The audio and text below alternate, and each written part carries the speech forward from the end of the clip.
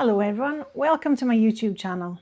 My name is Susan McCreevy. If you've not met me before, I'm a mixed media artist and I specialise in gelli printing.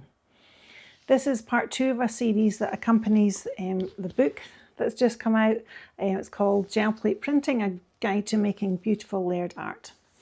So in this part 2 video, I'm going to just be sharing a few extra tips. I have got other videos on laser printing, but I just wanted to sort of film a video which was like really condensed with the sort of top tips of what I do when I'm laser printing. So I would take an image, something similar to this, an image that I've downloaded from Etsy. You can buy digital files, which I love. There's some beautiful bird imagery on there.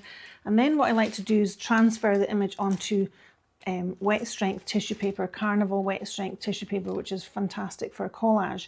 And I love how when I've printed onto that paper, when I collage, I can see the layers coming through behind. So that's really the way that I like to use the image transfer for the gelli print. So in this video, I'll show you my sort of top 10 tips that will hopefully, if you had trouble before, might just little tweaks that might help you get some good results.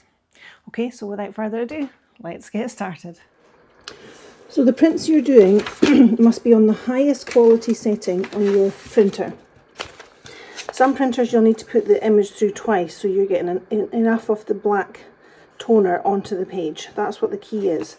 You need to have a very high contrast image. I mean, if you're taking it to a printer's, ask them to print it on the highest quality satin finish, and that's going to give you the best results.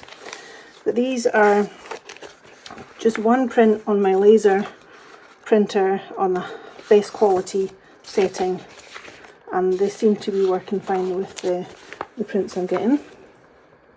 So I'm using my transparent papers here. The paint I'm using, the one that I have best results with, is the Oxide Black, and there's Amsterdam. So if you're going to go for any paint, I have had success with Pebeo Studio Acrylics, also the Amsterdam. This is the Prussian Blue. The type of paint you use makes a difference. The amount you use, the speed you use it. So these are the things that you need to be thinking about. So working quite quickly here. This paint. I need a touch more.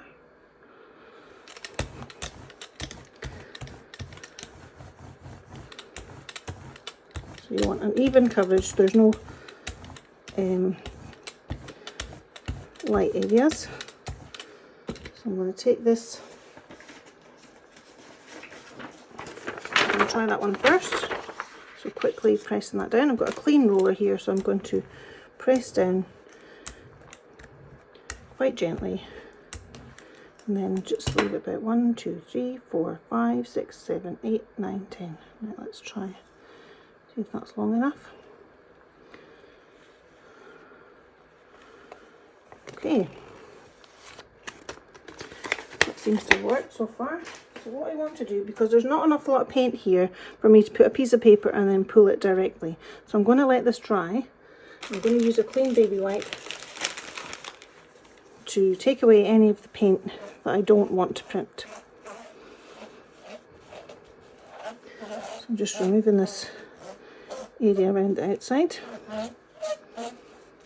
And then a piece of dry paper towel. Now that should be pretty much dry, but I'm just going to give it a gentle dry with a cool setting on the hairdryer.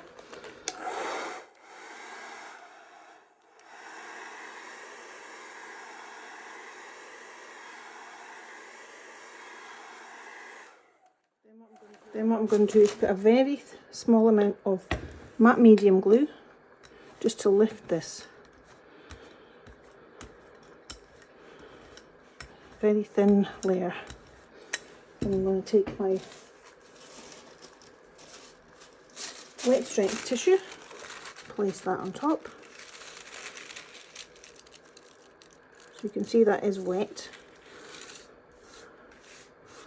Try not to get any creases in it.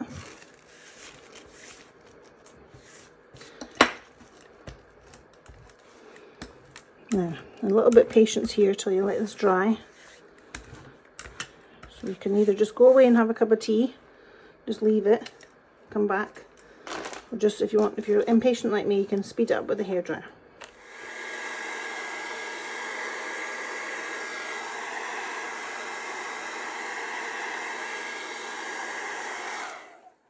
Okay, let's see if that's worked.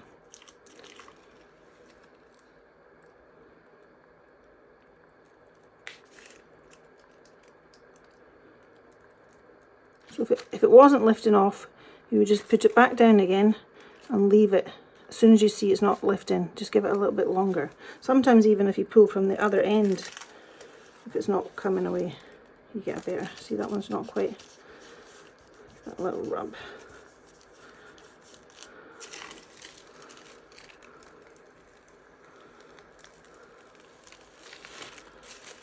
Okay.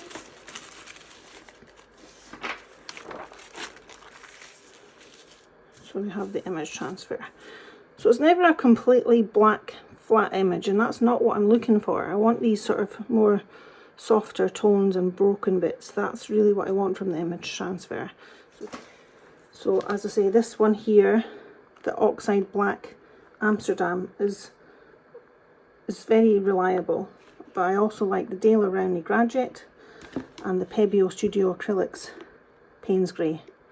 So it's got to be this one in the tube, and this one is the Prussian Blue. So they've all worked for me. So if you're not getting results, it could be the paint you're using, it could be the speed you're going at, it could be the temperature of your room. So there's lots of little tweaks and you can just make this work. So the amount of paint, so really is just trial and error, getting lots of prints so that you can practice. Let me just do one more for you, just to show you again. Okay.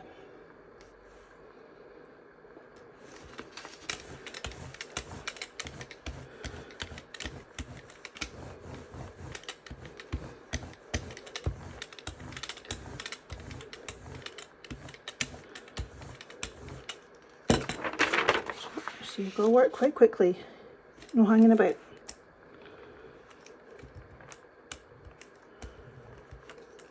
One, 2, 3, 4, 5, 6, 7, 8, 9, 10.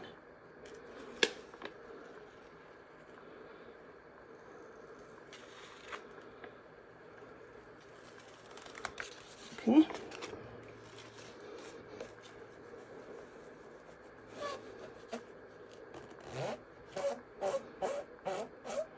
So by giving it that 10 seconds, you're just letting the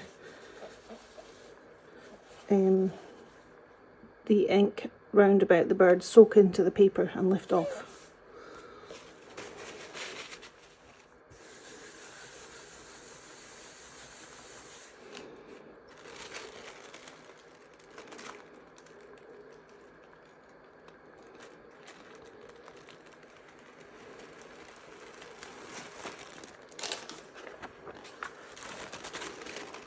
Okay, so have a go again and let me know how you get on, see if those tips helped you to start getting some results that you're looking for.